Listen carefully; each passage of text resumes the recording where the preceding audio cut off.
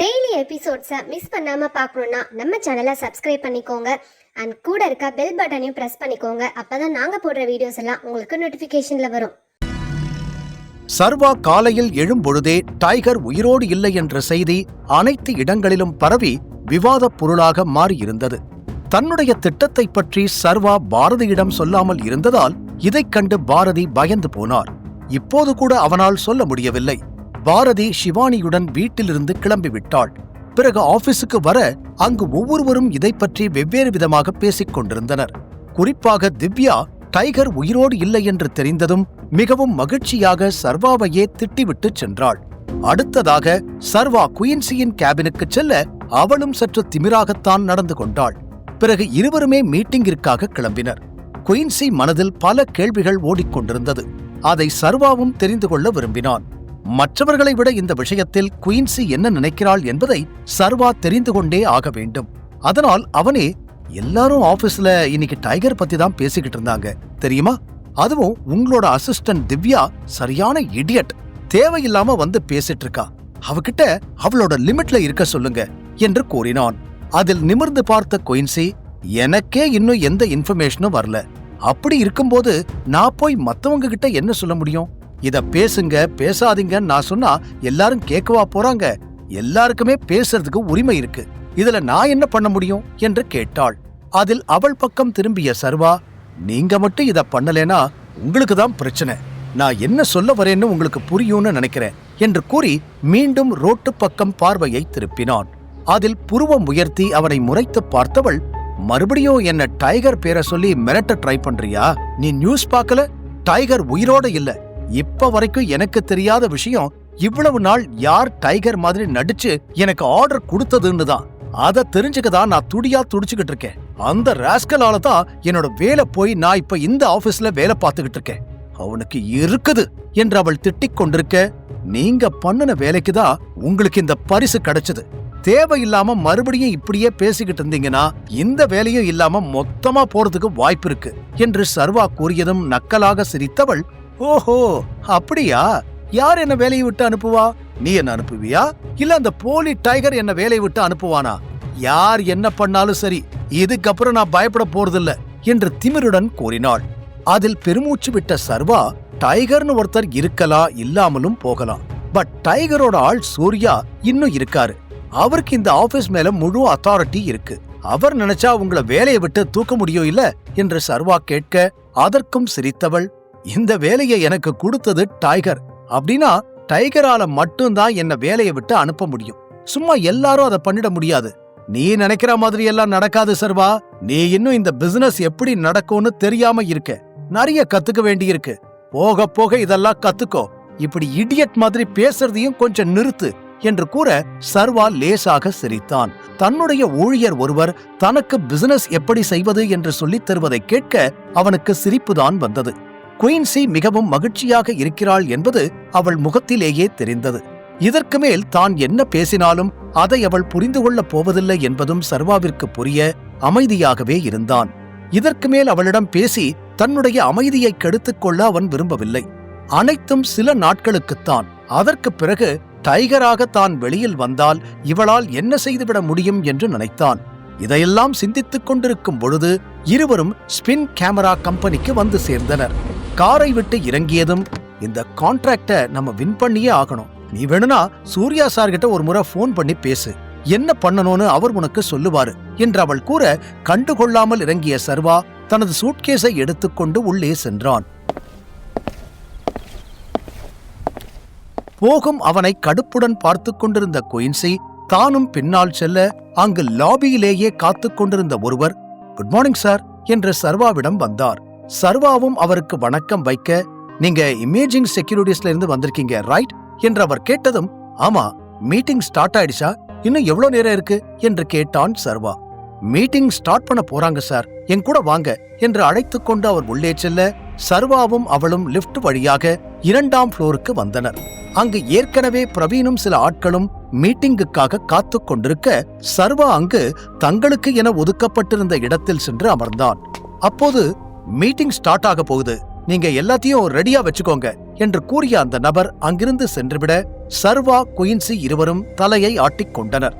சர்வா அருகில் வந்து அமர்ந்த குயின்சி, ஏன் எல்லாரும் அமைதியா இருக்காங்க, எப்ப மீட்டிங் ஸ்டார்ட் ஆகும் என்று சர்வாவிடம் மெதுவாக கேட்க சர்வாவின் பார்வை பிரவீன் மீது இருந்தது. அவன் பதிலே பேசவில்லை. முறைத்துவிட்டு முகத்தை திருப்பிக் கொள்ள சர்வா இமைக்காமல் பிரவீனை பார்த்து கொண்டிருந்தான். பிரவீன் முகத்தில் திமிரு அப்பட்டமாக தெரிந்தது. என்ன ஆனாலும் இதில் தோற்பதற்கு அவன் தயாராக இல்லை. ஆனால் சர்வாவிற்குதான் அவனை பார்க்க பார்க்க தன் கையாலேயே கொல்ல வேண்டும் என்ற அளவிற்கு வெறி வந்தது. இன்னொரு புறம் சர்வாவும் என்ன ஆனாலும் பரவாயில்லை, தான் இதில் வெற்றி பெற்றே ஆக வேண்டும் என்ற தீர்மானத்துடன் அமர்ந்திருந்தான். சில நொடிகள் கழித்து அங்கு வந்த ஒருவர் நடுவர் இருக்கையில் அமர்ந்து, குட் மார்னிங் எவ்ரிவான், நான் அமர் என்று தன்னை அறிமுகப்படுத்திக் கொண்டு அனைவரையும் பார்த்தார்.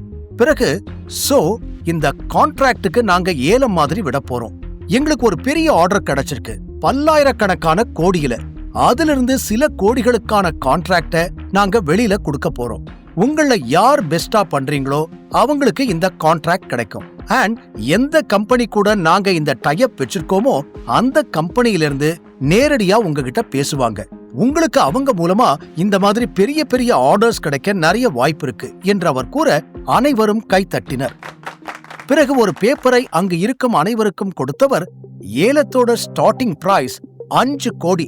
யாருக்காவது 5 கோடியில கேட்க விருப்பம் இருக்கா என்று அவர் கேட்க, 5 கோடியா என சர்வா யோசனையுடன் குயின்சி பக்கம் திரும்ப, 5 கோடிக்கு நான் எடுத்துக்கிறேன் என்று கையை தூக்கினான் பிரவீன். உடனே 5 கோடியே 50 லட்சம் என்று சர்வா கையை தூக்க பிரவீன் மீண்டும் கை தூக்குவதற்குள் அவன் அருகில் இருந்தவர் காதில் ஏதோ மெதுவாக கூறினார். அதை கேட்டு தலையாட்டி விட்டு கையை உயர்த்திய பிரவீன், நான் 6 கோடிக்கு கேட்கிறேன் என்று சொன்னவன், சர்வாவால இதுக்கு மேல கேட்க முடியாது, கேட்டாலும் அவன்தான் மாட்டிப்பான், இந்த கான்ட்ராக்ட விட்டுட்டு போறதை தவிர அவனுக்கு வேற வழியே இல்ல என்று பிரவீன் மனதிற்குள் நினைத்துக் கொண்டிருக்க, இந்த கான்ட்ராக்ட் கொஞ்சம் சீரியஸா இருக்கு என்று குயின்சியும் கூறினாள். சர்வா அவளது பேச்சுக்களை காதில் கூட வாங்காமல் 7 கோடி என்று கைதூக்க குயின்சி அதிர்ச்சி அடைந்து, என்ன பண்ற நீ, அறிவிருக்கா உனக்கு, டைகர் வேற உயிரோடு இல்ல, 7 கோடிக்கு நாம எங்க போறது என்று கத்தினாள். சர்வா ஒருமுறை அவளை எரிச்சலுடன் திரும்பி பார்த்து, கொஞ்ச நேரம் வாய மூடிக்கிட்டு இருக்கியா, இல்ல இங்கிருந்து வெளியில அனுப்பவா என்று கேட்டான். அதில் அவளது கோபம் அதிகமாக வேறு வழியில்லாமல் முகத்தை திருப்பிக் கொண்டு அத்துடன் அமைதியாகி விட்டாள்.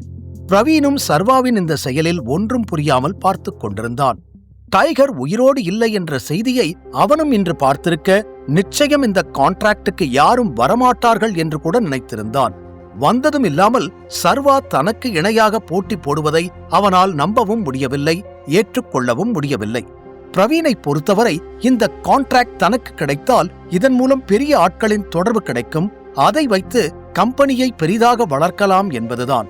அதற்கு சர்வா தடையாக இருக்கிறானோ என்று தோன்றியது. பிறகு யோசனை செய்தவன் 7 கோடிக்கு மேல் ஏலத்தை கேட்கலாம் என்ற முடிவோடு கைதூக்க வர, பாஸ் ஒரு நிமிஷம் என்று அவனை தடுத்தான் பிரவீனின் அசிஸ்டன்ட். அவன் என்னவென்று பார்க்க, இதுக்கு மேல போக வேண்டாம் பாஸ், கம்பெனி கண்டிஷன் மோசமாயிடும், புரிஞ்சுக்கோங்க என்று கூறினார் அந்த அசிஸ்டன்ட். ஆனா இந்த கான்ட்ராக்ட் எனக்கு வேணும், எவ்வளவு செலவானாலும் இதை வாங்கி ஆகணும் என்று பிரவீன் கூறிவிட்டு நிமிர்ந்து பார்க்க, சார் நீங்க எவ்வளவு பிடிவாதமா இருக்கீங்களோ அதே அளவுக்கு அந்த சர்வாவும் பிடிவாதமா இருக்கான். நம்ம கிட்ட இருக்கிற பணத்தை எல்லாம் கொடுத்து இந்த கான்ட்ராக்டை எடுத்துட்டா டிவைஸ் செய்யறதுக்கு நம்ம கிட்ட பணமே இருக்காது, அப்புறம் எப்படி நாம இதுல இருந்து லாபத்தை எடுக்க முடியும் என்று கம்பெனியின் நிலைமையை கூற பிரவீனுக்கு அதை கேட்க கோபம்தான் வந்தது. என்ன ஆனாலும் சர்வாவை ஜெயிக்க விடக்கூடாது, இதற்கு பின்னால் இருக்கும் லாபங்களையும் விட்டுவிடக்கூடாது என்று முடிவெடுத்தவன் உறுதியுடன் கையை உயர்த்தி 7 கோடி 50 லட்சம் என்று சொன்னான். அதை கேட்டதும் குயின்சிக்கு இன்னும் பதட்டமானது. சர்வாவும் இதை எதிர்த்து கேட்டு விடுவானோ என்ற பயத்துடன் அவனை பார்த்தவள், சர்வா பிளீஸ் இதுக்கு மேல கேட்காத, ரொம்ப ரிஸ்க் ஆகிடும், நம்ம கிட்ட அவ்வளவு பணம் இல்ல, கம்பெனியத்தான் இழுத்து மூடணும் என்று அவள் படபடப்புடன் சொல்லிக் கொண்டே போனாள். பாவம் சர்வா அணிந்திருக்கும் கோட் சூட்டே இந்த ஏலப்பணத்தை விட அதிகம் என்று அவளுக்கு தெரியாமல் போனது. அவ்வப்போது கொஞ்சம் பார்வை பிரவீன் பக்கம் திரும்ப அவனும் நக்கலாக சிரித்தான். சர்வா அமைதியாயிரு என்று மீண்டும் குயின்சி சொல்ல கையை உயர்த்தியவன் 8 கோடி என்று இறுதியாக கூறிவிட்டான். அத்துடன் ஓங்கி டேபிளை தட்டிய அமர், ஏலம் முடிஞ்சிருச்சு என்று அறிவித்தவர், இந்த கான்ட்ராக்ட இமேஜிங் செக்யூரிட்டிஸ்க்கு கொடுக்கிறோம் என்று சொல்லி கை தட்டினார். அதைக் கேட்டதும் பிரவீன் மனதில் ஊசி இறங்கியது போல வலி. உடனே அவனது அசிஸ்டன்ட் தோளில் தட்டி, கவலைப்படாதீங்க சார், இந்த கான்ட்ராக்ட் இவ்ளோ பணத்துக்கு ஒர்த்தே இல்ல. அவன் தேவையில்லாம இவ்ளோ பணத்தை போட்டு கஷ்டப்பட போறான். பணம் இல்லாம அந்த கம்பெனியை இழுத்து மூடுனா கூட ஆச்சரியப்படுறதுக்கு இல்ல என்று அவனை சமாதானப்படுத்துவதற்காக அவர் சொல்ல, கையை தட்டிவிட்டவன் கோபத்தோடு எழுந்து நின்றான். மற்றவர்களும் பிரவீனிடம் ஏதோ பேச முயற்சிக்க வேகமாக அங்கிருந்து வெளியேறினான் பிரவீன். இங்கு இருக்கும் ஆட்களுக்கு கூட பணத்தை கொடுத்து எப்படியாவது இந்த கான்ட்ராக்ட் வாங்க பல ஏற்பாடுகள் செய்திருந்தான். இறுதியில் இவை அனைத்தும் சர்வா முன்னால் வீணாக போய்விட்டதைதான் அவனால் தாங்க முடியவில்லை. சர்வாவைப் போல ஒருவனிடம் தான் தோற்றுவிட்டோமோ என்று மீண்டும் மீண்டும் தன்னையே கேட்டுக்கொண்டான். தானும் எழுந்து கிளம்பிய சர்வா பிரவீன் எதிரில் சென்று, ஹாய் பிரவீன், எப்படி இருக்க என்று சிரித்தபடி கேட்டான். இப்ப எதுக்கு என்கிட்ட வந்து கேட்டுக்கிட்டு இருக்க? நீ எப்படி இருக்க? ரொம்ப ஹாப்பியா இருப்பியே. இந்த கான்ட்ராக்ட் கிடைச்சதுல உனக்கு சந்தோஷமா இருக்குமே என்று கேட்டான். ஆமாமா, நான் ரொம்ப சந்தோஷமா இருக்கேன். இன்னொரு விஷயம் சொல்லவா? கான்ட்ராக்ட் கிடைச்சதை விட உன்னை தோக்கடிச்சேன்னு நினைக்கும் போது எனக்கு இன்னும் சந்தோஷமா இருக்கு என்று வேண்டுமென்றே குத்தி காட்டினான் சர்வா. அதில் பற்களை கடித்த பிரவீன், நீ ரொம்ப ஓவராதான் பண்ணிக்கிட்டு இருக்க. காலையில நியூஸ் வந்தது தெரியுமா தெரியாதா? விக்ரமன் உனக்கு ஹெல்ப் பண்றாருன்னு தானே இந்த ஆட்டம் ஆடுற. டைகரே இல்ல, இனிமே நீ என்ன பண்ண போற என்று பிரவீன் கேட்க, அது என்னோட பிரச்சனை. நீ உன்னோட வேலை என்னவோ அத மட்டும் பாரு. உனக்கு ரொம்ப வருத்தமா இருந்தா எப்பவும் போல ஏதாவது ஒரு பார்ல போய் உட்கார்ந்து நல்லா குடி, சரியா? பில்லு கட்ட காசு இல்லைன்னா எனக்கு போன் பண்ணு, நான் வந்து கட்டுறேன் என்று கூறிய சர்வா அங்கிருந்து நேராக ஸ்பின் கேமரா ஊழியர்களிடம் சென்றான். போகும் அவனை கோபத்தோடு பார்த்து கொண்டு நின்ற பிரவீனுக்கு உடல் முழுவதும் பற்றி எரிந்தது. சர்வாவை இந்த இடத்திலேயே கொல்ல வேண்டும் என்று கைகள் பரபரக்க வேறு வழி இல்லாமல் அங்கிருந்து கிளம்பிச் சென்றான். மீட்டிங் வேலைகள் அனைத்தையும் முடித்துவிட்டு சர்வா குயின்சியை ஆபீஸுக்கு அனுப்பியவன் நேராக புரோட்டான் கம்பெனிக்கு வந்தான். இங்கும் உள்ளே நுழையும் பொழுது இமேஜிங் செக்யூரிட்டி போலத்தான் அனைவரும் ஆங்காங்கே நின்று பேசிக் கொண்டிருந்தனர். சர்வா எதுவுமே பேசாமல் அமைதியாக லிப்டுக்கு சென்றான். 10வது ஃப்ளோருக்கு வந்ததும் தனது அறைக்குள் சென்று அமர்ந்து தலையை சாய்க்க கதவு தட்டும் சத்தம் கேட்டது. சர்வா கமன் என்று கூறியதும் வேகமாக உள்ளே ஓடி வந்தாள் மாயா. சர்வாவை பார்த்தவள், சார் எல்லாம் ஓகேவா என்று கேட்க, என்ன ஓகேவா என்றான். இல்ல சார், இப்ப ஒரு கம்பெனில இருந்து மெயில் வந்துச்சு. நம்ம கூட இருக்கிற கான்ட்ராக்ட அவங்க கேன்சல் பண்ணணும்னு சொல்றாங்க. காலையில வந்த நியூஸ பார்த்ததுக்கு அப்புறம் நம்ம கூட பிசினஸ் பண்ண விருப்பம் இல்லைன்னு அவங்க சொல்லிட்டாங்க சார் என்று கவலையுடன் சொன்னவள், திடீர்னு எப்படி சார் இந்த நியூஸ் வந்துச்சு? அதுவும் நீங்க உயிரோட இல்லைன்னு எனக்கு ஒண்ணுமே புரியல என்று மாயா புரியாமல் கேட்க, சர்வா அவளையே பார்த்து கொண்டிருந்தான். பதில் பேசவில்லை. இப்ப என்ன சார் பண்றது என்று மாயா மீண்டும் கேட்டாள். சர்வா என்ன செய்ய போகிறான்? அவனால் பிசினஸை காப்பாற்றிக் கொள்ள முடியுமா? தெரிந்து கொள்ள தொடர்ந்து கேளுங்கள். Tiger returns only on Pocket FM.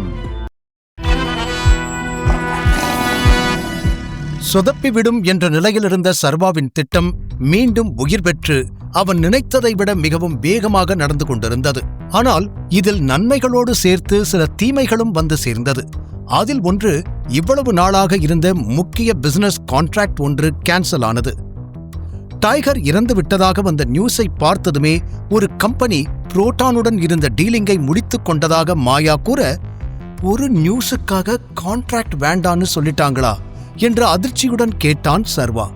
ஆமா சார், அவங்க டைகரை பார்க்காம இதுக்கு மேல இந்த கான்ட்ராக்டை கண்டினியூ பண்ண முடியாதுன்னு சொல்றாங்க.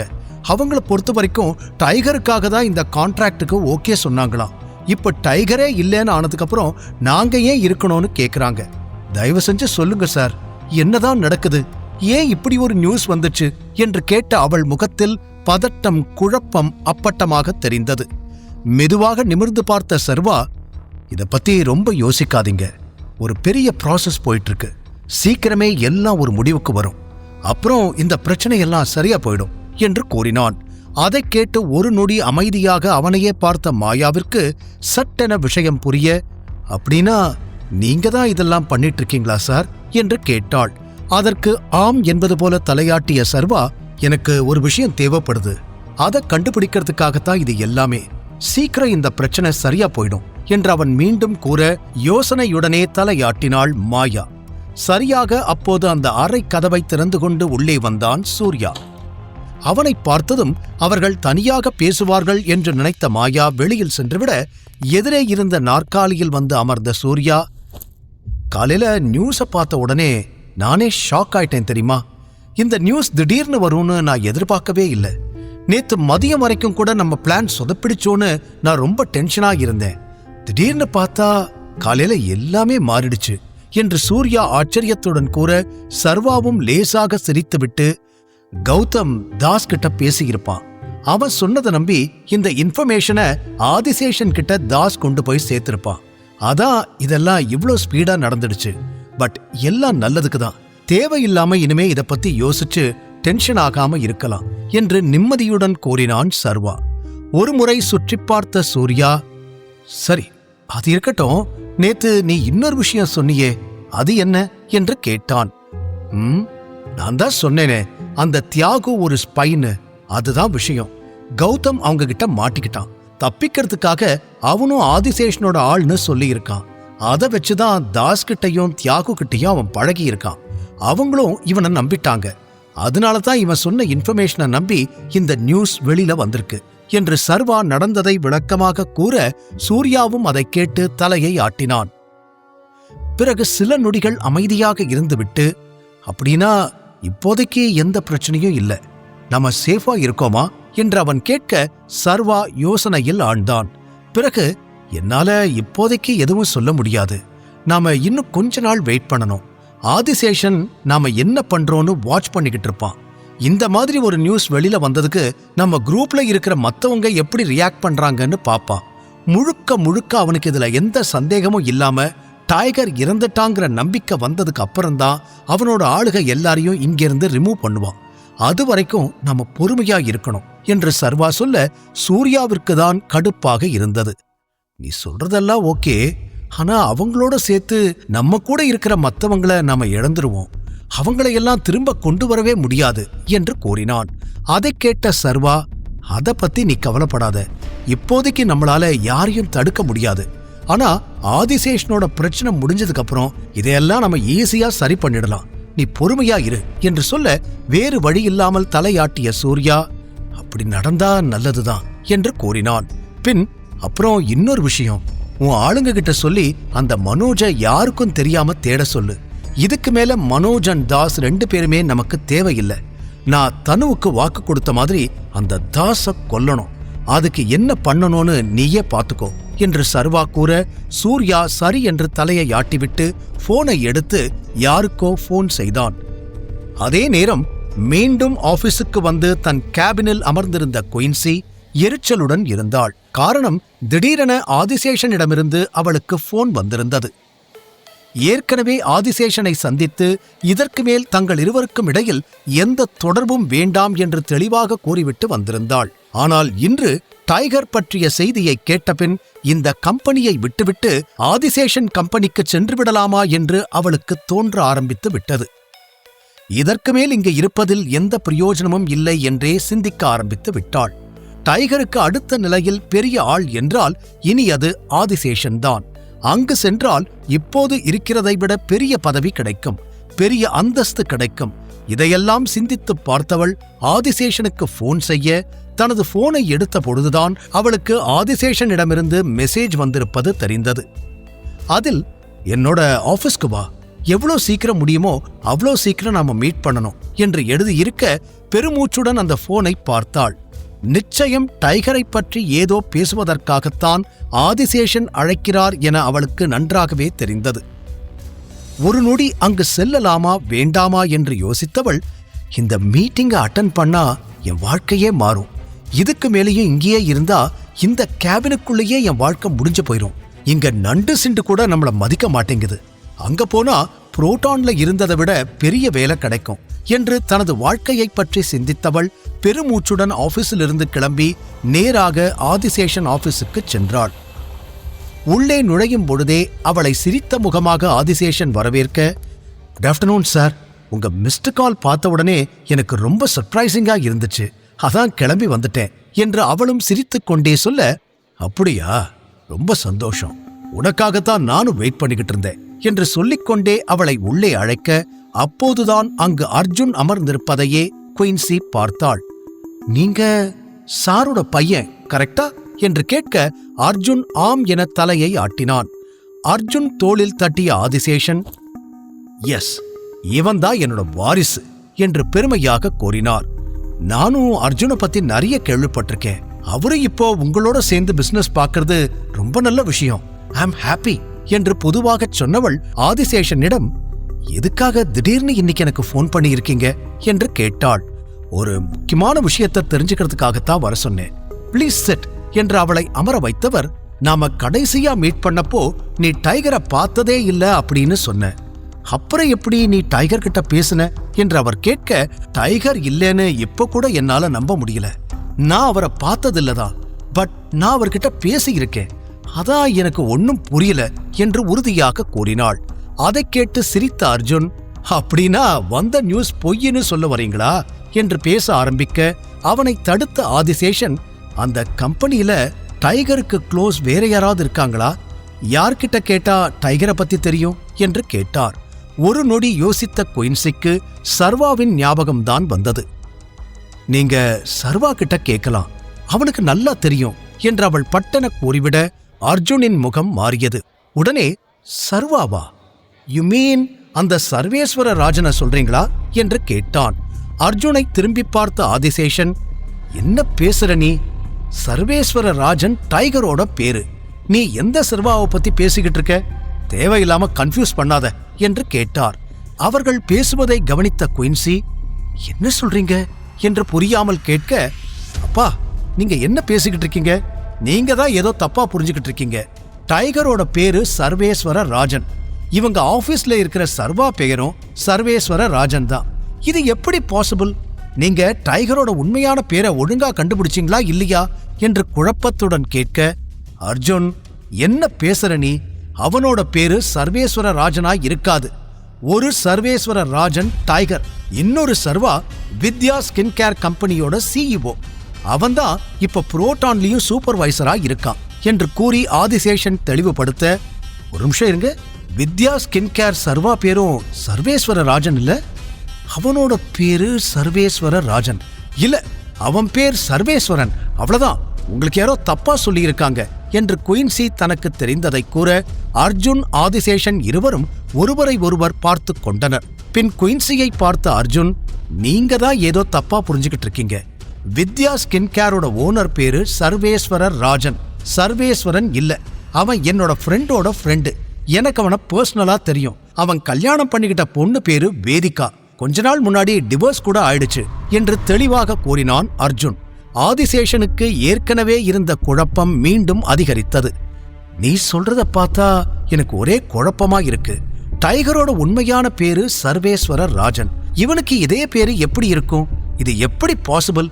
ஒருவேளை ரெண்டு பேரும் ஒரே ஆளா இருந்தா அப்போ காலையில வந்த நியூஸ் பொய்யா இருக்கணும் என்று கூறிய ஆதிசேஷன் மனதிற்குள் பல விஷயங்கள் ஓட ஆரம்பித்தது. அங்கும் இங்குமாய் சிதறி கிடக்கும் விஷயங்களை எல்லாம் ஒன்றோடு ஒன்று கோர்த்து யோசிக்க ஆரம்பிக்க, உடனே, இல்லப்பா, நீங்க ரொம்ப கன்ஃபியூஸ் பண்ணிக்காதீங்க. நான் சொல்ற சர்வா டைகர் இல்ல. உங்களுக்கு ஞாபகம் இருக்கா, கொஞ்ச நாள் முன்னாடி ஒருத்த மேல எனக்கு சந்தேகம் இருக்குன்னு வந்து சொன்னேன்ல என்று அர்ஜுன் கேட்க, ஆமாமா, நீ சொன்னது எனக்கு ஞாபகம் இருக்கு என்று அவர் சொன்னதும், நான் சொன்ன அந்த ஆள் இவன் தான். அதனால நான் டிஎன்ஏ டெஸ்ட் எடுத்து செக் பண்ணிட்டேன். ராஜனோட டிஎன்ஏவும் இவனோட டிஎன்ஏவும் மேட்ச் ஆகல. அதனால இந்த சர்வேஸ்வர ராஜன் டைகர் இல்ல என்று அர்ஜுன் உறுதியாக கூற, சரி, ஓகே, அவன் டைகரா இல்லைன்னாலும் அவன் டைகருக்கு ரொம்ப க்ளோஸ்னு குயின்சி சொல்றா. அப்படின்னா அவனை வச்சு நம்மளால டைகரை பத்தி தெரிஞ்சுக்க முடியும், கரெக்டா என்று கேட்க, அதற்கு சிரித்த அர்ஜுன், வாய்ப்பு இருக்குப்பா, ஆனா அவன் டைகர் இல்லைன்னு மட்டும்தான் சொன்னேன். பட் அவன் சாதாரண ஆள்னு நான் சொல்லவே இல்லை. அவனும் பெரிய ஃபைட்டர் தான். அதுவும் இல்லாம இன்டெலிஜென்ட்டான ஆளு. அவ்வளோ சீக்கிரம் நம்மளால அவனை பிடிச்சு விசாரிக்க முடியாது என்று அர்ஜுன் கூற, அதை பத்தி நீங்க கவலைப்படாதீங்க, நான் பாத்துக்கிறேன். அவனை எப்படி மடக்கணும்னு எனக்கு தெரியும் என்று சிரித்துக்கொண்டே கூறினாள் குயின்சி. ஆதிசேஷன் அர்ஜுன் இருவருக்கும் அவளால் இதை செய்து முடிக்க முடியும் என்று தோன்றியது. இவ்வளவு நாளாக அவனோடு பழகியதால் அவனை எப்படி கவிழ்த்து பிடிக்க வேண்டும் என்பதை அவள் அறிந்திருப்பாள் என்று ஆதிசேஷன் நினைத்தார். இங்கு சர்வாவை பிடிக்க திட்டமிட்டுக் கொண்டிருக்க அடுத்த நாள் காலை இமேஜிங் செக்யூரிட்டியில் எடுக்கப்பட்டிருக்கும் புது கான்ட்ராக்டுக்கு தேவையான பணத்தை ஆபீஸ் அக்கவுண்டில் செலுத்தும் வேலையை ஆரம்பித்த சர்வா மாயாவிற்கு போன் செய்து, இமேஜிங் செக்யூரிட்டிக்கு 8 கோடி ரூபாய் அனுப்பணும், நானே பண்ணிடுவேன், ஆனா அந்த குயின்சி தேவையில்லாம கேள்வி கேட்பா, அதனால கம்பெனியிலிருந்து அனுப்புற மாதிரி அனுப்பிடுங்க என்று சொல்ல, ஓகே சார், நான் பாத்துக்கிறேன், நாளைக்கு நான் அந்த ஆபீஸ் போவேன், குயின்சிய மீட் பண்ணுவேன், அப்போ இந்த வேலையை முடிச்சிடுறேன், வேற ஏதாவது வேலை இருக்கா என்று மாயா கேட்க, வேற எதுவும் இல்ல, மத்ததெல்லாம் நானே பாத்துக்கிறேன் என்று சர்வா கூறியதும் சரி என்று தலையாட்டிவிட்டு அறையிலிருந்து வெளியே சென்றாள் மாயா. அப்போது சர்வாவிற்கு போன் வந்தது. ராயப்பன் அழைத்திருந்தார். ஒரு நொடி போனை பார்த்தவன் அதை அட்டெண்ட் செய்யவில்லை. மீண்டும் அழைப்பு வர, எதுக்கு இவர் திரும்ப திரும்ப கூப்பிடுறாரு என்று யோசனை செய்தாலும் அந்த அழைப்பை ஏற்கவில்லை. 3வது முறை அவர் அழைக்க, இந்த முறை கடுப்பான சர்வா போனை அட்டெண்ட் செய்தான். ராயப்பன் எதற்காக சர்வாவை அழைக்கிறார்? குயின்சியால் சர்வாவிற்கு ஆபத்து வருமா? சர்வா ஆதிசேஷன் அர்ஜுனிடம் மாட்டிக்கொள்வானா? தெரிந்து கொள்ள தொடர்ந்து கேளுங்கள். ஆதிசேஷன் மீண்டும் குயின்சியை தன்னை சந்திக்க வரும்படி அழைத்திருந்தார். அவள் அங்கு வந்ததும் அர்ஜுன் டைகரை பற்றி அவளிடம் விசாரிக்க, அவளும் தன்னை விட சர்வாவிற்கு டைகரை பற்றி நன்றாக தெரியும் என்று கூறினாள். அவனும் சர்வா மூலம் டைகர் பற்றிய ரகசியங்களை தெரிந்து கொள்ள நினைக்க, அதற்கு குயின்சி உதவுவதாக கூறி சர்வாவிற்கு எதிராக சதித்திட்டம் தீட்டிக் கொண்டிருந்தாள்.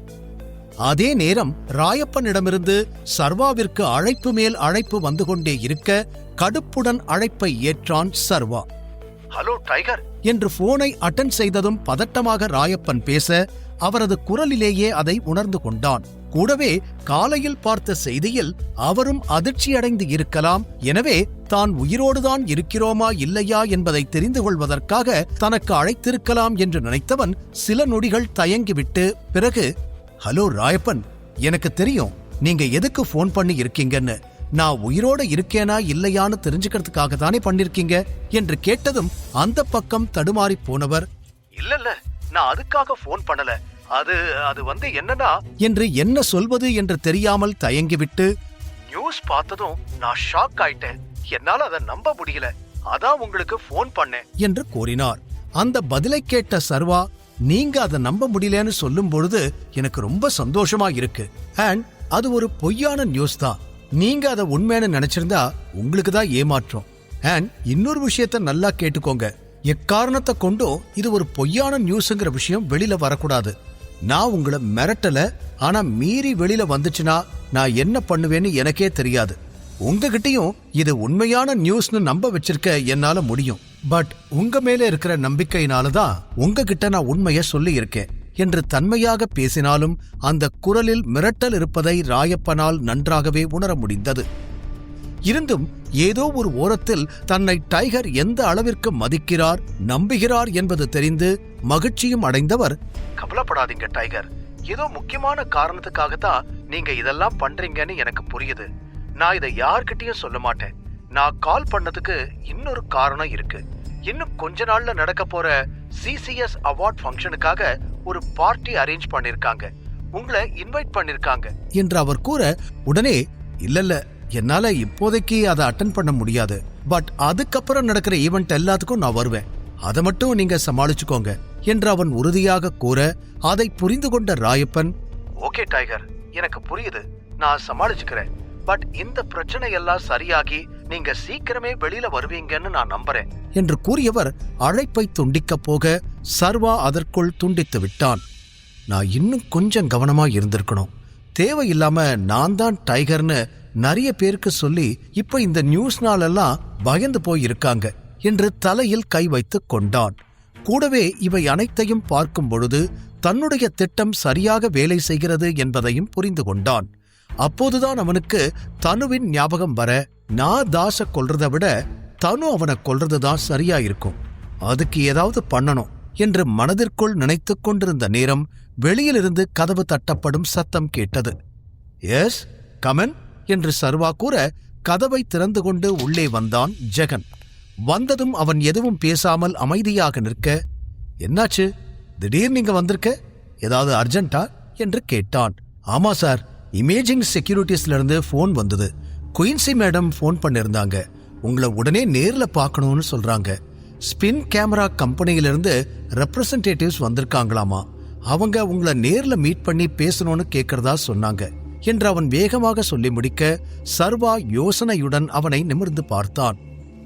திடீரென எதற்காக ஸ்பின் கேமரா கம்பெனியிலிருந்து இமேஜிங் செக்யூரிட்டிஸுக்கு வரவேண்டும், அதுவும் இந்த நேரத்தில் என்று அவனுக்கு புரியவில்லை. இருந்தும் அதை பற்றி பெரிதாக சிந்திக்காதவன் அவங்கள நேர்ல போய் பார்க்கறதுதான் சரி என்ற எண்ணத்தோடு அங்கு கிளம்ப தயாரானான். ஏனோ தனியாக செல்ல விருப்பம் இல்லாதவன், உனக்கு வேற ஏதாவது வேலை இருக்கா, என் கூட வர முடியுமா என்று கேட்டான்.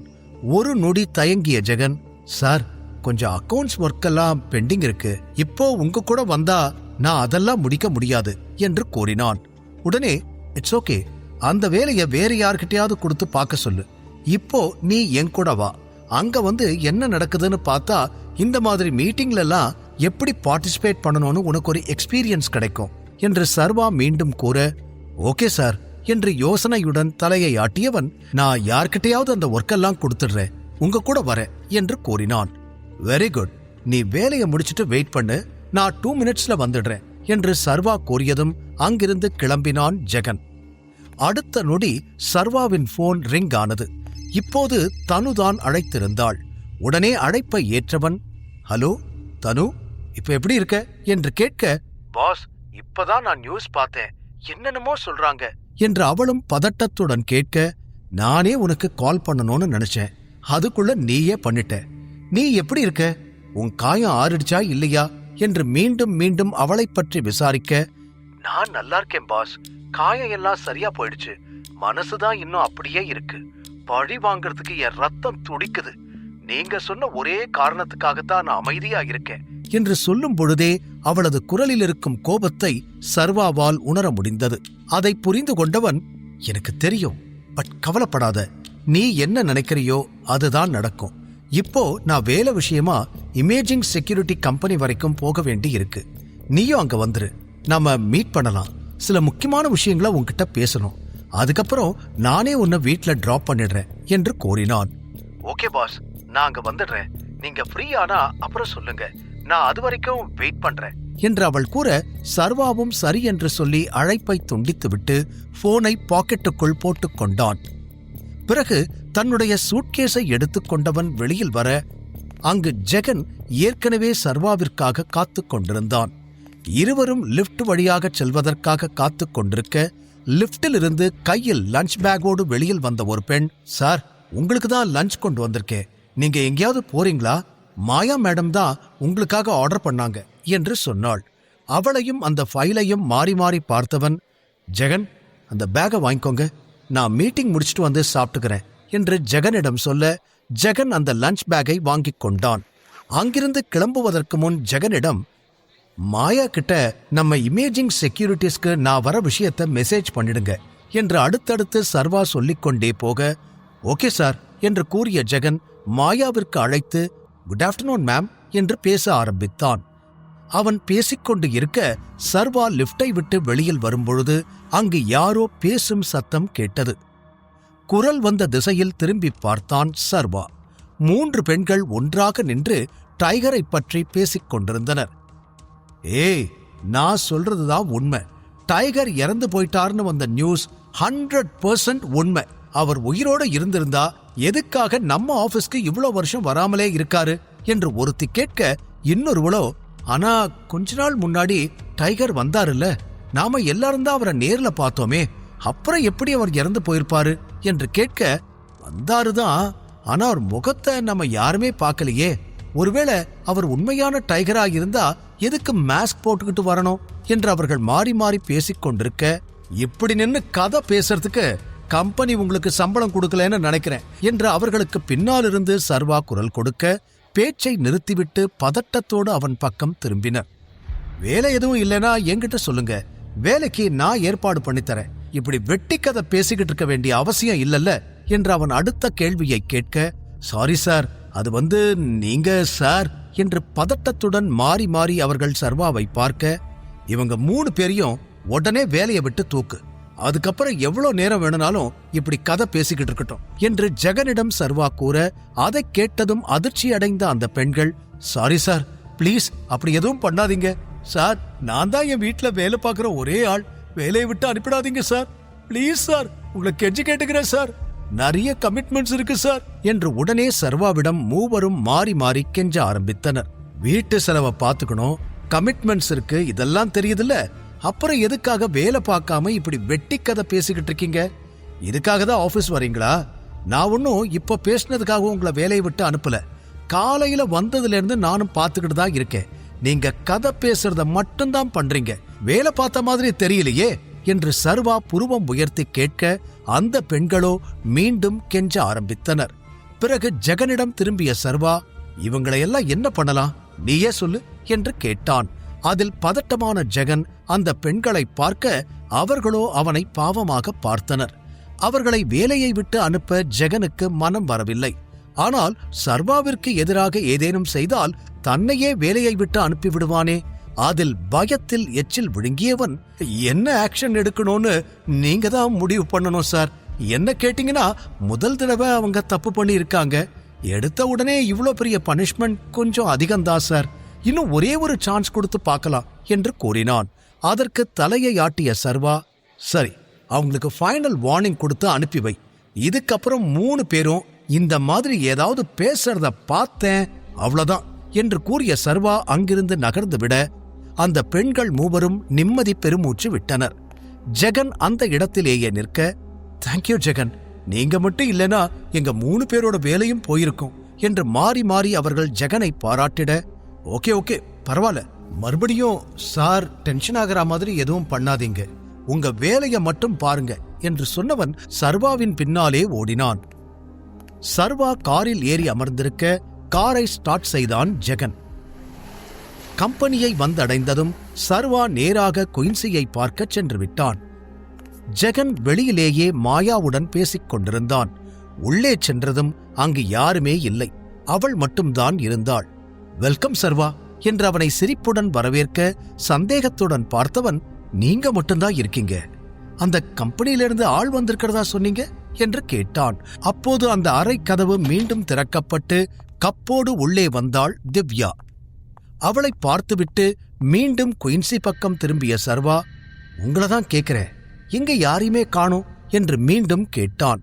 இந்த கேபின் ரொம்ப சின்னதா இருக்கு சர்வா, என்னால எப்படி அவங்க எல்லாரையும் இங்க கூட்டிட்டு வர முடியும்? அவங்க எல்லாரும் இங்க வந்தாங்கன்னா இந்த இடமே பத்தாது, எல்லாரையும் கீழே உட்கார வைக்க சொல்றியா? அவங்க எல்லாரும் ஃபர்ஸ்ட் ஃப்ளோர்ல நமக்காக வெயிட் பண்ணிக்கிட்டு இருக்காங்க, நீ இந்த காஃபியை குடி, நான் உன்னை அவங்க கிட்ட கூட்டிட்டு போறேன். ஜெகன் நீ காலையில இருந்து எதுவுமே சாப்பிடலன்னு சொன்னான், அதுக்காகத்தான் என்று பாசத்தோடு அவள் கூற, கடுப்பானவன், நான் எப்ப சாப்பிடணும்னு எனக்கு தெரியும், அவங்கள மீட் பண்றதுதான் இப்ப முக்கியம், வாங்க என்று அங்கிருந்து கிளம்ப பார்க்க, என்ன சர்வா நீ, உனக்காகத்தான் நான் சொல்றேன், இப்போ கேண்டீன் மாத்தியாச்சு, இந்த டீ காஃபி எல்லாம் இப்போ சூப்பரா இருக்கு, நீ வேணா ட்ரை பண்ணி பாரு, நீ மாட்டேன்னு சொன்னா அது வேஸ்டா போயிடும் என்று சொல்லிக்கொண்டே மீட்டிங்குக்கு தேவையான டாக்குமெண்ட்டுகளை எல்லாம் எடுத்து வைக்க ஆரம்பித்தாள் குயின்சி. அவளை கடுப்புடன் பார்த்தபடி ட்ரேயிலிருந்து கப்பை கையில் எடுத்துக்கொண்டு சர்வா ஒரே நொடியில் மொத்தத்தையும் குடித்து முடித்து விட்டான். ஆனால் கப்பை மீண்டும் வைத்த அடுத்த நொடி சர்வாவிற்கு தலை சுற்ற ஆரம்பித்தது. அவன் கைகளும் நடுங்கிட, அவனால் முன்னால் இருப்பதை கூட பார்க்க முடியவில்லை. பார்வை மங்கலாக ஆரம்பித்தது. கடினப்பட்டு டேபிளை பிடித்துக்கொண்டு நிற்க முயற்சி செய்தான். தலையும் சுற்றியது. நிற்க முடியாமல் அப்படியே சரிந்துவிட, எதிரில் அவனை பார்த்து குரூரமாக சிரித்துக் கொண்டிருந்தாள் குயின்சி. அதிலிருந்தே ஏதோ தவறாக நடந்திருப்பதை புரிந்து கொண்ட சர்வா கடினப்பட்டு கண்களை திறந்தவன், எனக்கு எனக்கு என்ன கொடுத்த என்று பற்களை கடித்துக்கொண்டு கேட்டான்.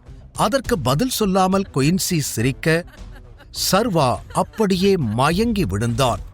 குயின்சி மயங்கிய சர்வாவை என்ன செய்யப் போகிறாள்? குயின்சியின் சூழ்ச்சியிலிருந்து சர்வாவால் தப்பிக்க முடியுமா? தெரிந்து கொள்ள ஸ்பின் கேமரா கம்பெனியிலிருந்து முக்கிய ஆட்கள் சர்வாவை சந்திக்க வந்திருப்பதாய் பொய் சொல்லி அவனை அழைத்திருந்தாள் குயின்சி. அங்கு வந்த சர்வா அங்கு அவளைத் தவிர வேறு யாரும் இல்லை என்பதை பார்த்து கடுப்பானான். அவர்களெல்லாம் வேறு இடத்தில் காத்துக் கொண்டிருக்கிறார்கள் என்று சமாளித்த குயின்சி அவனுக்கு காஃபியை கொடுத்தாள். முதலில் அதை குடிக்க மாட்டேன் என்று சர்வா கூறியிருந்தாலும் இறுதியில் சாதாரணமாக நினைத்து அதை குடித்து விட்டான். குடித்த அடுத்த நொடி கண்கள் மங்கலாக அவனால் நிற்கக்கூட முடியாத நிலைக்கு தள்ளப்பட்டான்.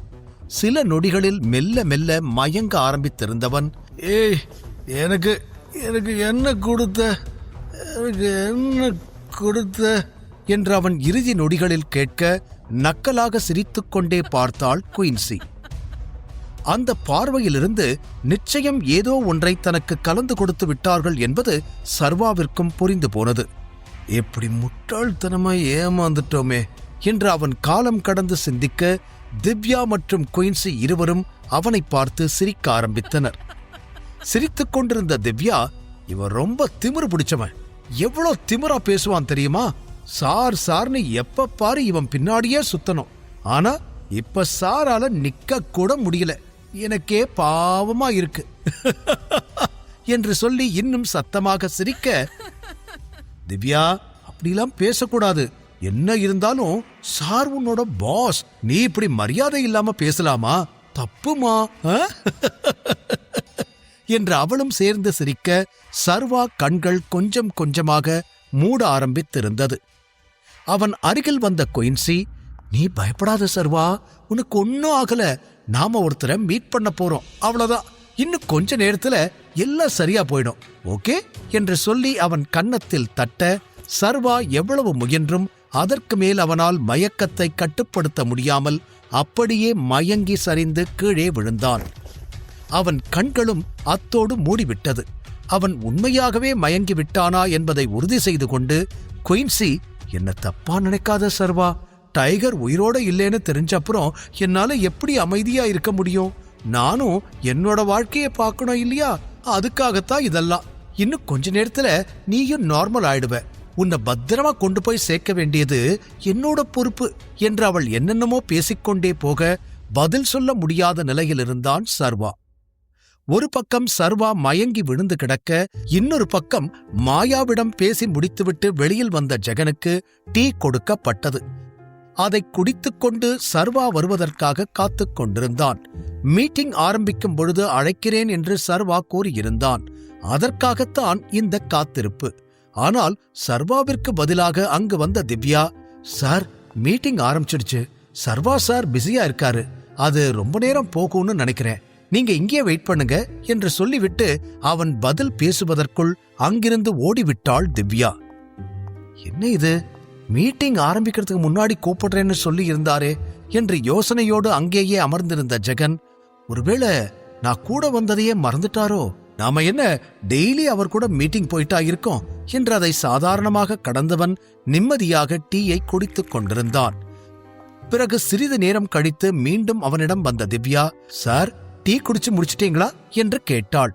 அதற்கு ஆம் என்பது போல தலையை ஆட்டியவன் எழுந்து நின்று, சர்வா சார் எங்க, அவரோட சூட்கேஸ் இங்கேயே வச்சுட்டு போயிட்டாரு, மீட்டிங்க்கு எதுவும் தேவைப்படலையா, ஐ மீன் டாக்குமெண்ட்ஸ் எல்லாம் இதுலதான் இருக்குன்னு நினைக்கிறேன், எதுவும் கேட்டு எனக்கு போன் பண்ணவே இல்ல, அதான் என்று அவன் சந்தேகத்துடன் கேட்க, நோனோ இதெல்லாம் தேவையில்லை, அண்ட் அந்த மீட்டிங் முடிஞ்சிருச்சு, சாருக்கு ஏதோ அர்ஜென்ட்டான வேலை இருக்குன்னு அவர் டைரக்டா கிளம்பி போயிட்டாரு, அத சொல்றதுக்காகத்தான் நான் இங்க வந்தேன், அவர் வரத்துக்கு ரொம்ப நேரம் ஆகும், நீங்க இங்க வெயிட் பண்றது வேஸ்ட் தான், நீங்க இங்கிருந்து கிளம்புறதுனா கிளம்புங்க, நான் சார்கிட்ட சொல்லிடுறேன் என்று அவள் கூற புரியாமல் பார்த்த ஜெகன், கிளம்பி போயிட்டாரா, ஆனா அவரோட சூட்கேஸ் இங்கதானே இருக்கு, அவர் எங்க போயிருக்காருன்னு தெரியுமா, ஏதாவது சொன்னாரா என்று கேட்டவனுக்கு ஏதோ குழப்பமாக இருந்தது.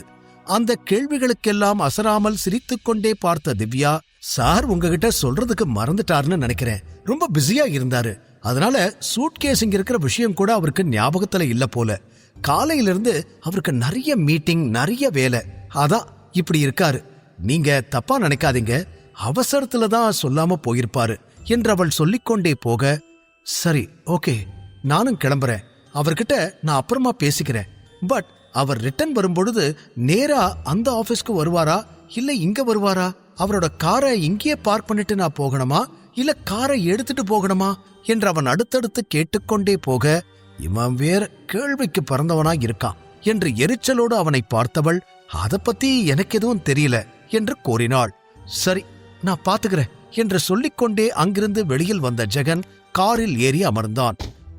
வெளியில போயிருக்காருனா அவர் நிச்சயம் இங்கிருந்து வேற ஏதாவது வண்டி எடுத்துட்டு தான் போயிருக்கணும். நாம இந்த காரை ஆபீஸ்க்கு கொண்டு போயிருவோம் என்று முடிவெடுத்து காரை ஸ்டார்ட் செய்தான். அந்த கார் வெளியே வருவதை தூரத்திலிருந்து பார்த்தாள் தனு. சர்வா அவளை இங்கு வரச் சொல்லி இருந்தான்.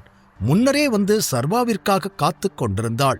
சர்வா வேலையில் ஏதோ பிஸியாக இருக்கிறான், அதனால் வர நேரமாகிறது என்று அவள் நினைத்திருக்க இன்னும் சர்வா வந்திருக்கவில்லை. இப்போது ஜெகன் மட்டும் காரில் தனியாக செல்வதை பார்த்து ஒருவேளை இன்னும் மீட்டிங் முடியலையா என்று யோசித்துக் கொண்டு அங்கேயே காத்திருந்தாள். நேரம் சென்றதே தவிர சர்வாவிடமிருந்து எந்த தகவலும் வரவில்லை. பிறகு வெகுநேரம் கழித்து வெளியில் வந்தாள் மாயா. அவளும் வேலை விஷயமாக இந்த கம்பெனியில்தான் இருந்திருக்க தன் வேலையை முடித்துவிட்டு வந்தாள். ஏற்கனவே பவானி மூலமாக தனு மாயாவை பற்றி அறிந்திருந்தாள்.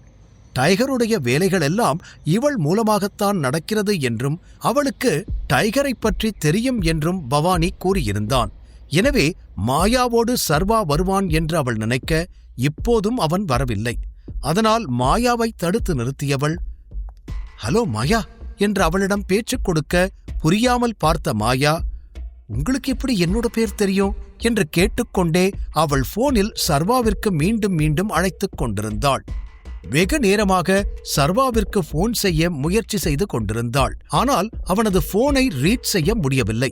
அந்த யோசனையில் இருந்தவள் தனுவை புரியாமல் பார்க்க, நீங்க மாயாதானே என்று கேட்ட தனு, என் பேர் தனு என்று தன்னை அறிமுகம் செய்து கொள்ள, நான் மாயாதான், உங்களுக்கு எப்படி என்ன தெரியும், நீங்க எதுக்காக என்ன ஃபாலோ பண்றீங்க என்று அவள் கேட்டதும், இல்லல நான் உங்களை மீட் பண்ண வரல, நான் டைகரை மீட் பண்ண வந்திருக்கேன், அவர்தான் என்ன வர சொன்னாரு என்று அவள் கூறியதும் அதிர்ந்து போன மாயா சுற்றி யாரேனும் தங்களை பார்க்கிறார்களா என்பதை உறுதி செய்து கொண்டு, எதுக்கு இப்போ இப்படி பப்ளிக்கா டைகர் பேரை சொல்றீங்க, அவர் பேரை இங்க யாரும் சொல்லக்கூடாதுன்னு உங்களுக்கு தெரியாதா, யார் வேணாலும் எங்கிருந்து வேணாலும் நாம பேசுறத கேட்பாங்க, இங்க எல்லாரும் அவரை சர்வா சார்னு கூப்பிடுவாங்க, அவர் எதுக்கு உங்களை வர சொன்னாரு, அவரே இங்கிருந்து கிளம்பி போயிட்டுதா சொன்னாங்களே என்று அவள் பட என்று சொல்லி முடிக்க, கிளம்பி போயிட்டாரா, வாய்ப்பே இல்ல, நான் ரொம்ப நேரமா அவருக்காக இங்கதான் வெயிட் பண்ணிக்கிட்டு இருக்கேன், அவர் வெளியில வரவே இல்லையே என்று தனு உறுதியாக சொல்ல மாயா அவளது வார்த்தைகளை கேட்டு குழம்பினாள். பிறகு தனுவை நம்பாமல் பார்த்தவள், அவர் இங்கிருந்து போகலேன்னு உங்களுக்கு நல்லா தெரியுமா, நானும் ரொம்ப நேரமா அவருக்கு கால் பண்ண ட்ரை பண்ணிக்கிட்டு இருக்கேன், ஆனா அவர் போனை எடுக்கவே மாட்டாரு என்று மாயா சொன்னதும், நிஜமாவா என்று கேட்ட தனு முகத்தில் பதட்டம் கொஞ்சம் கொஞ்சமாக அதிகரித்தது. அவர் ஒரு பையன் கூட இங்க வந்தாரு, கொஞ்ச நேரத்துக்கு முன்னாடி அந்த பையன் மட்டும் இங்கிருந்து தனியா கிளம்பி போயிட்டான், சர்வா சார் வரவே இல்லை என்று தனு உறுதியாக மீண்டும் சொல்ல, நீங்க பார்த்தது ஜெகனா இருக்கும்னு நினைக்கிறேன், திவ்யா சர்வா சார் இங்கிருந்து கிளம்பி போயிட்டதா சொன்னாங்க, ஆனா அவர் ஏன் போன் எடுக்க மாட்டாருன்னு தெரியல, ஒருவேளை ஏதாவது எமர்ஜென்சில போனை சைலண்ட்ல போட்டிருக்கலாம் என்று மாயா யோசனையுடன் சொல்லி முடிக்க தனுவிற்குத்தான் ஏதோ தவறாக தோன்றியது. இங்க இருக்கிற எல்லாரும் எதுக்காக மாத்தி மாத்தி பொய் சொல்றாங்கன்னு எனக்கு புரியல, அவர் என்ன மீட் பண்றதுக்காக இங்க வர சொன்னாரு, என்ன மீட் பண்ணாம அவர் எப்படி போவாரு, அப்படி போயிருந்தாலும் நான் அவர் போறத பார்க்கவே இல்லையே, நான் பார்க்கிங் ஏரியால தான் வெயிட் பண்ணிக்கிட்டு இருந்தேன், ஏதோ தப்பா இருக்கு என்று அவள் வாய்விட்டு சொல்லிவிட மீண்டும் மீண்டும் சர்வாவிற்கு போன் செய்ய முயன்றாள் மாயா. இறுதியாக அந்த பக்கம் அழைப்பு ஏற்கப்பட்டது. ஆனால் போனை அட்டன் செய்தது சர்வா இல்லை.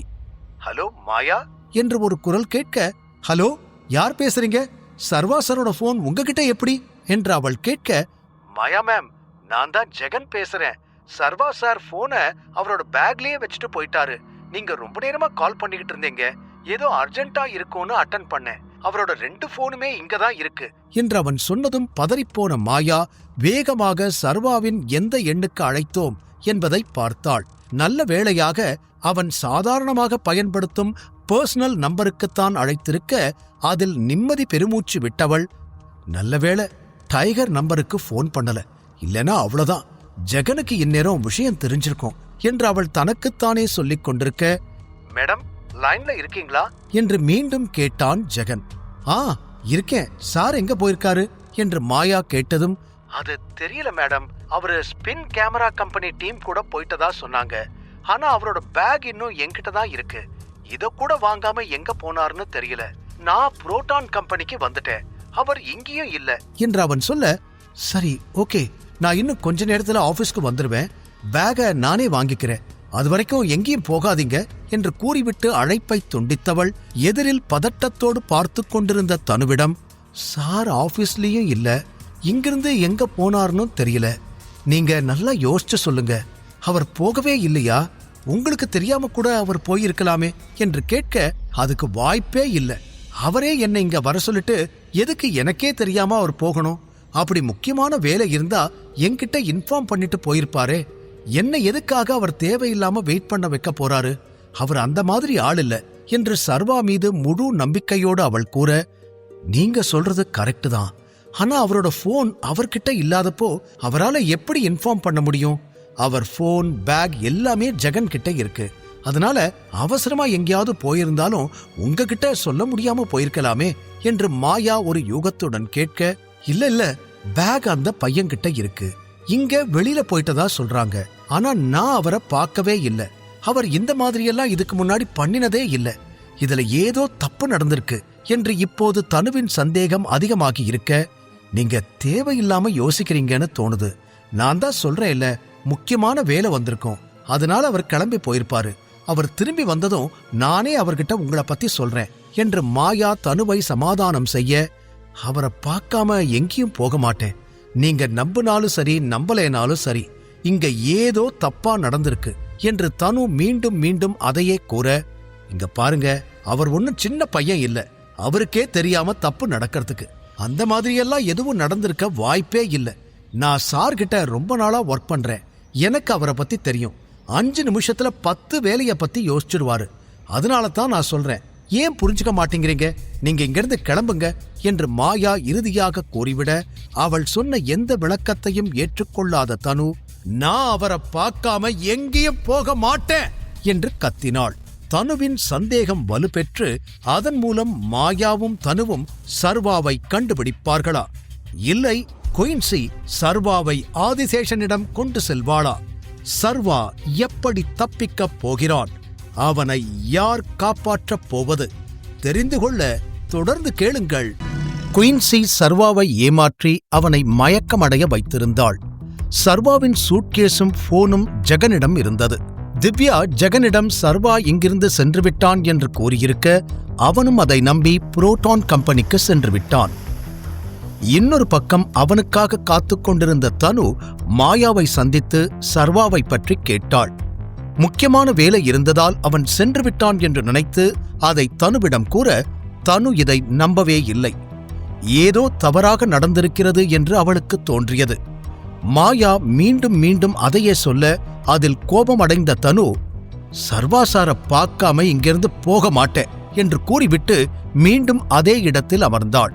மாயா தனுவை சில நொடிகள் பார்த்தவள், இந்த பொண்ணு சொன்னா கேட்கிற மாதிரி தெரியல, என்னவோ பண்ணிட்டு போகட்டும் என்று தனக்குத்தானே சொல்லிக் கொண்டவள் தன் காரை எடுத்துக்கொண்டு அங்கிருந்து கிளம்பிச் சென்று விட்டாள். கண்டிப்பா சர்வா சார் இங்கிருந்து போயிருக்க வாய்ப்பே இல்லை என்று சொல்லிக்கொண்டே தனது காரில் வந்து அமர்ந்த தனு சர்வா வெளியில் வருகிறானா என்பதை பார்த்து கொண்டே இருந்தாள். சர்வாவிற்கு தவறாக ஏதோ நடந்துவிட்டது என அவள் மனம் அடித்துக் கூறியது. அப்படி இல்லையெனில் தன்னிடம் சொல்லாமல் தன்னை பார்க்காமல் அவன் போக வாய்ப்பே இல்லையே. அப்படி போயிருந்தாலும் தன் கண்ணை மீறி எப்படி போயிருக்க முடியும்? இதுதான் அவளது கேள்விகள். இங்க இருக்கிறவங்க எல்லாரும் பொய் சொல்றாங்க, இவங்க தான் ஏதோ பண்ணிருக்காங்க என்று நினைக்க நினைக்க அவளுக்கு பதட்டமும் குழப்பமும் அதிகமானது. வெகு நேரம் அங்கேயே அமர்ந்திருந்தவள் சர்வா வரும் எந்த அறிகுறிகளும் தெரியாமல் போனதில் அதற்கு மேல் வேறு வழி இல்லாமல் சூர்யாவிற்கு போன் செய்தாள். சில நொடிகளில் போனை அட்டன் செய்த சூர்யா, ஹலோ தனு, என்னாச்சு? எதுக்கு இந்த நேரத்துல கால் பண்ணிருக்கீங்க? ஏதாவது அர்ஜென்ட்டா என்று கேட்டான். சார், அது உங்ககிட்ட ஒரு விஷயம் கேட்கணும். சர்வா சார் எப்பவாவது அவரோட போனையும் சூட்கேஸையும் மறந்து வச்சுட்டு போயிருக்காரா என்று கேட்க அந்த பக்கம் சூர்யாவிற்கு ஒன்றுமே புரியவில்லை. அவள் என்ன பேசுகிறாள், எதற்காக திடீரென இந்த கேள்வி கேட்கிறாள் என குழப்பமாக சில நொடிகள் யோசித்தவன் பிறகு பெருமூச்சுடன், எனக்கு தெரிஞ்ச வரைக்கும் சர்வா அவ்வளோ கேர்லெஸ்ஸான ஆள் கிடையாது. போனை அந்த மாதிரி வச்சுட்டு போக மாட்டான். பட் என்ன நடந்துச்சு? ஏன் திடீர்னு இப்படி ஒரு கேள்வி என்று சூர்யா கேட்க, நான் டைகர் சாரை பார்க்க இமேஜிங் செக்யூரிட்டிஸ்க்கு வந்தேன். அவர்தான் என்னை இங்க வர சொன்னாரு. அவருக்கு ஒரு மீட்டிங் இருக்கு, அதை முடிச்சுட்டு வந்து என்னை மீட் பண்றேன்னு சொன்னாரு. ரொம்ப நேரமா நான் அவருக்காக வெயிட் பண்ணிக்கிட்டு இருக்கேன். ஆனா அவர் வரவே இல்லை. நான் அவருக்கு கால் பண்ண ட்ரை பண்ணேன். அவரோட 2 போனையும் சூட்கேஸ்ல வச்சு அதை வேலை செய்யற ஒரு பையன்கிட்ட கொடுத்துட்டு போயிட்டதா சொல்றாங்க. எனக்கு ஒண்ணுமே புரியல சார். உங்களுக்கு இது தப்பா தோணலையா என்று அவள் கேட்டதும் அதை பற்றி சிந்தித்தான் சூர்யா. அவனுக்குமே தனு சொன்னதில் ஏதோ குழப்பம் நடந்திருப்பதாக தோன்ற, கண்டிப்பா ஏதோ நடந்திருக்கு. நீங்க இப்போ எங்க இருக்கீங்க என்று கேட்டதும், நான் இன்னும் இந்த கம்பெனி பார்க்கிங்ல தான் இருக்கேன். டைகர் வெளியில வரவே இல்லை. எனக்கு ஒரு மாதிரி பயமா இருக்கு. என்ன பண்றது இப்போ என்று அவள் கேட்க, சரி நீங்க அங்கேயே இருங்க, நான் உடனே கிளம்பி வரேன் என்று சொன்ன சூர்யா அழைப்பை துண்டித்தான். மணி ஏற்கனவே மாலை 6 கடந்து விட்டது. இன்னும் கூட சர்வா வருவான் என்று நம்பிக்கையோடு அப்படியே அமர்ந்திருந்தவள் காரிலேயே சாய்ந்து தன்னை அறியாமல் சில நொடிகள் கண்களை மூடிவிட்டாள். அப்போது திடீரென ஒரு காரின் சத்தம் கேட்டு படார் என கண்களை திறந்த தனு தன் கண்முன்னால் கண்ட காட்சியில் அதிர்ச்சியில் உறைந்து போனாள். சிலர் அந்த காரிலிருந்து இறங்கி கம்பெனிக்குள் சென்றுவிட்டு பிறகு சில நொடிகளில் சர்வாவோடு வெளியில் வந்தனர். சர்வாவை தூக்கிக் கொண்டு வந்தவர்கள் அவனை காருக்குள் தள்ளி கார் கதவை மூடி அங்கிருந்து கிளம்ப தயாராக தனு மீண்டும் சூர்யாவிற்கு அழைத்தாள். இந்த முறை சூர்யா போனை எடுக்கவில்லை. தனு என்ன செய்வது என்று யோசிப்பதற்குள்ளேயே அந்த கார் கிளம்பிச் சென்று விட்டது. இந்த காரை ஃபாலோ பண்ணி போகலாம் என்று யோசனையோடு அவளும் அந்த காருக்கு பின்னாலேயே அவர்களுக்கு சந்தேகம் வராமல் பின்தொடர ஆரம்பித்தாள். இடையே சூர்யாவிற்கு மீண்டும் அழைத்து பார்க்க இந்த முறை சூர்யா அழைப்பை ஏற்றான். சூர்யா சார், எங்க இருக்கீங்க? யாரோ சில பேர் டைகர் சாரை கார்ல தூக்கிட்டு போறாங்க என்று அவள் பதட்டத்துடன் சொல்லி முடிக்க, என்ன என்று அந்த பக்கம் இருந்து கத்திய சூர்யா, இப்ப நீங்க எங்க இருக்கீங்க என்றான். நான் அவங்க பின்னாடிதான் போய்கிட்டு இருக்கேன். அவங்க எங்கேயாவது வண்டியை நிறுத்தின உடனே நான் உங்களுக்கு சொல்றேன். நீங்க ஆளுங்களோட வந்துருங்க. ஏதோ பெரிய பிரச்சனை, டைகரை காப்பாத்தணும் என்று அவள் சொன்னாள். உடனே சரி என்று ஒப்புக்கொண்ட சூர்யா, எந்த இடம்னு எனக்கு அப்டேட் பண்ணிக்கிட்டே இருங்க, சின்ன மிஸ்டேக் கூட நடந்துடக்கூடாது என்று கூற சரி என்று அழைப்பை துண்டித்த தனு அந்த காரின் பின்னாலே சென்று கொண்டிருந்தாள். இந்த பக்கம் சூர்யா விக்ரமனுக்கு அழைக்க, ஹாய் சூர்யா என்று அழைப்பை ஏற்றார் அவர். அங்கிள், இப்பதான் ஒரு இன்ஃபர்மேஷன் வந்துச்சு. யாரோ சில பேர் சர்வாவை கடத்திட்டு போயிட்டாங்க. சர்வா பெரிய பிரச்சனையில இருக்கான். தனுதான் இந்த விஷயத்தை எனக்கு சொன்னா என்று சூர்யா சொல்லி முடித்ததும் அதிர்ந்து போனார் விக்ரமன். வாட்? கிட்னாப் பண்ணிட்டாங்களா? சர்வாவையா? யார் கிட்னாப் பண்ணா என்று அவர் படபடவென கேட்க, எனக்கு தெரியல அங்கிள். ஆனா இப்போ தனு அவங்கள ஃபாலோ பண்ணிட்டு தான் போய்கிட்டு இருக்கா. சீக்கிரமாவே அவங்க யாருன்னு தனு கண்டுபிடிச்சிடுவா. அந்த கார் எங்க நிக்குதோ அந்த இடத்துக்கு நாமளும் போகணும். அதுக்கு ஆளுகளை ரெடி பண்ணுங்க என்று சூர்யா சொல்லி முடிக்கும் பொழுது அவன் குரலில் அத்தனை பதட்டம். விக்ரமனால் இன்னும் இந்த செய்தியை நம்ப முடியவில்லை. ஆனா சூர்யா, இது எப்படி பாசிபிள்? சர்வா ஒன்னும் குட்டி பையன் கிடையாது. அவனை ஈஸியா கடத்திட்டு போறதுக்கு அவனுக்கு அவனை காப்பாத்திக்க தெரியும். அப்புறம் எப்படி இது நடந்துச்சு என்று கேட்க, எனக்கும் என்னன்னு புரியல அங்கிள். இதுக்கு பின்னாடி ஏதோ பெரிய பிளான் இருந்திருக்கணும். யாரோ சர்வாவை ட்ராப் பண்ணி புடிச்சிருக்காங்க. ஆனா என்ன பண்ணாங்கன்னு எனக்கு தெரியல என்றதும், ட்ராப்பா? ஆனா எதுக்காக அவனை ட்ராப் பண்ணணும்? சர்வா புதுசா ஏதாவது பிளான் பண்றானா?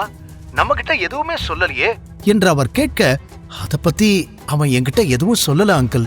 ஆனா வேற ஏதோ பிளான் பண்ணி இருக்க வாய்ப்பு இருக்கு. ஏன்னா தனுவை மீட் பண்ணணும்னு அவனே வர சொன்னதா தனு சொன்னா. அப்படின்னா அவன் ஏதாவது பிளான் பண்ணி இருக்க வாய்ப்பு இருக்கு. பட் அது எதுவா இருந்தாலும் நம்ம உடனே அவனை காப்பாத்தணும். நான் எங்க வரணும்? நீங்க இப்போ எங்க இருக்கீங்க?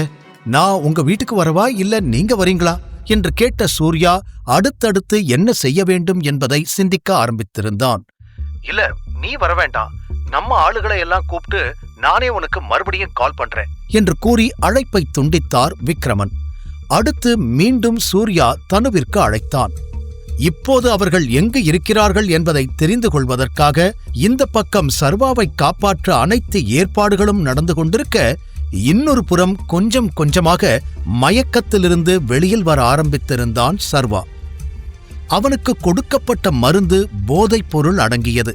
அதன் பக்க விளைவுகள் அப்பட்டமாக உடலில் தெரிய அவனால் கண்களை திறக்கவே முடியவில்லை. அவன் மூளை வேலை நிறுத்தம் செய்துவிட்டது.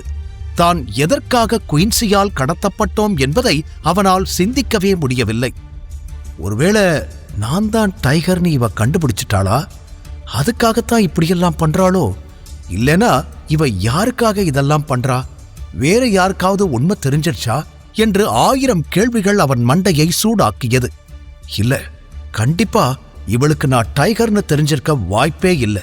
தெரிஞ்சிருந்தா இவ்வளோ கேஷுவலா இந்த வேலையை அவளால செய்ய முடியாது என்று ஒரு புறம் தோன்றினாலும், இன்னொரு புறம் அவள் யாருக்காக இதெல்லாம் செய்கிறாள் என்ற கேள்விதான் பிரதானமாக இருந்தது. ஒரு புறம் நடப்பது பெரிய பிரச்சனையாக தோன்றினாலும், இன்னொரு புறம் மகிழ்ச்சியும் அடைந்தான் சர்வா. கொஞ்சம் கொஞ்சமாக அவன் நினைத்தது போலவே திட்டம் வெற்றிகரமாக செயல்படுகிறது. தன்னை சுற்றியிருக்கும் எதிரிகள் அனைவரும் கண்முன்னால் வருகிறார்கள் என்று நினைத்தான். இந்த கடத்தல் எல்லாம் சர்வாவிற்கு சர்வ சாதாரணம், ஈஸியாக தப்பித்து விடலாம் என்று நினைத்தான். அப்போதுதான் அவனுக்கு அவனது போன் ஞாபகம் வந்தது. தன் 2 போன்களுமே எங்கிருக்கிறது என்று அவனுக்கு தெரியவில்லை. ஒருவேளை தன் டைகர் போன் மட்டும் குயின்சியிடம் கிடைத்தால் மொத்த விஷயமும் வெளியில் வந்துவிடும் என்று பதறினான். இதை பற்றி சர்வா சிந்தித்துக் கொண்டிருக்கும் பொழுது அந்த கார் ஒரு இடத்தில் நின்றது. தன்னை மயக்கத்தில் இருப்பது போலவே காட்டிக்கொண்டான் சர்வா. அவனை இங்கு தூக்கி வந்தவர்கள் எங்கோ ஒரு அறைக்குள் அவனை அடைத்து சேரில் அமர வைத்து அதனோடு சேர்த்து அவனை கட்ட ஆரம்பித்தனர். அப்போது ஒருவன், இவனோட பொருள் எல்லாம் எங்க? போனு, பர்ஸு, கார்ட்ஸு எதுவுமே இல்லையா என்று கேட்டான். சர்வா மீண்டும் மீண்டும் அவன் போனை பற்றித்தான் சிந்தித்துக் கொண்டிருந்தான். 2 போனையுமே புரோட்டான் கம்பெனியிலிருந்து கிளம்புவதற்கு முன்னர் சூட்கேஸில் வைத்த ஞாபகம் வர அதில் நிம்மதி பெருமூச்சு விட்டுக் கொண்டான். நிச்சயம் தன்னுடைய சூட்கேஸ் ஜெகனிடம் பாதுகாப்பாக இருக்கும் என்று சர்வா நம்பினான். இல்ல, இவங்கிட்ட எதுவும் கிடைக்கல, நாங்க நல்லா தேடி பார்த்துட்டோம் என்று முதலில் வந்த குரலுக்கு பதிலாக இன்னொரு குரல் வந்தது. இவனுக்கு கொடுத்தது நார்மல் மருந்துதானா? இவனுக்கு ஒண்ணு ஆகாதில்ல என்று இன்னொரு குரல் வந்தது. இந்த குரலை எங்கோ கேட்டது போல சர்வாவிற்கு தோன்றியது. இருந்தும் அதை யார் என்று அவனால் புரிந்து கொள்ள முடியவில்லை. இதற்கு மேல் ஏன் நடிக்க வேண்டும் என்று நினைத்தவன் மெல்ல மெல்ல கண்களை திறக்க, ஹலோ சர்வா, என்ன பாரு என்று அவன் முன்னால் கைகாட்டி சிரித்தான் ஒருவன். அந்த குரலில் எதிரில் இருந்தவனை கடினப்பட்டு கண்களை சுருக்கி பார்த்தான் சர்வா. சில நொடிகள் முயற்சிக்கு பிறகு முன்னால் இருப்பது ஆதிசேஷன் என்று அவனுக்கு தெளிவாக தெரிந்தது. இவனா என சர்வா அதிர்ச்சியுடன் பார்த்தான். அப்போதுதான் குயின்சி ஆதிசேஷனுக்காக வேலை செய்கிறாள் என்று அவனுக்கு புரிந்தது. ஆனால் இப்போது அதைவிட பெரிய கேள்வியாக ஆதிசேஷன் தன்னை கண்டுபிடித்து விட்டானா என்பதுதான் முன்னால் வந்து நிற்க, என்ன பார்த்தது ஆச்சரியமாயிருக்கா?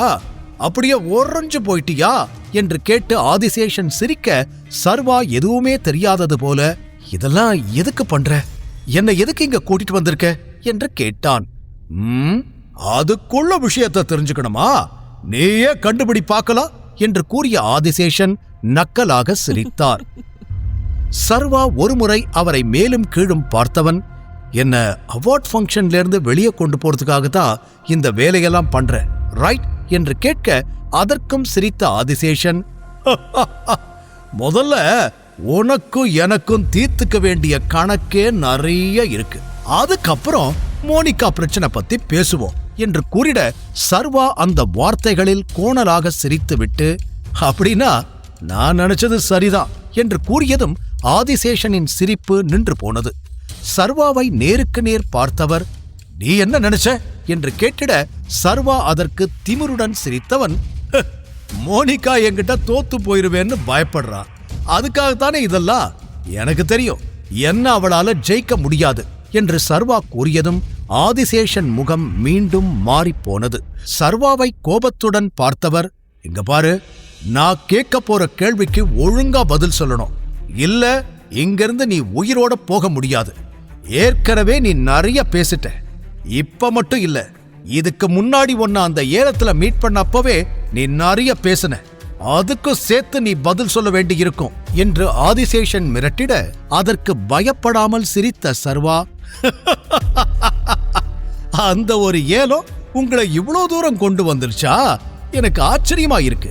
நான் கூட உன்னை பெரிய ஆள்னு நினைச்சேனே என்று சொல்லி கிண்டல் செய்ய ஆதிசேஷனின் கோபம் எல்லை கடந்தது. இருந்தும் தன்னை கட்டுப்படுத்திக் கொண்டு நிதானத்துடன் சர்வாவை பார்த்தவர், உனக்கும் டைகருக்கும் என்ன சம்பந்தம்? நீ இதுக்கு முன்னாடி டைகரை பார்த்திருக்கியா? இன்னைக்கு காலையில வந்துச்சு ஒரு நியூஸ். அத பத்தி நீ என்ன நினைக்கிற? அது உண்மையா என்று தன்னுடைய கேள்விகளை நேருக்கு நேராக அடுக்கினார். ஆதிசேஷனின் கேள்விகளுக்கெல்லாம் சர்வா எப்படி பதில் சொல்லப் போகிறான்? தனு எங்கே? சூர்யா, விக்ரமன் இருவரும் சேர்ந்து சர்வாவை காப்பாற்றி விடுவார்களா? தெரிந்து கொள்ள தொடர்ந்து கேளுங்கள். இந்த எபிசோட் உங்களுக்கு பிடிச்சிருந்தா அந்த வீடியோக்கு ஒரு லைக் பட்டன் கொடுங்க. அண்ட் இந்த மாதிரி தொடர்ந்து வீடியோஸ்க்கு நம்ம சேனலை சப்ஸ்கிரைப் பண்ணிக்கோங்க. தேங்க்யூ.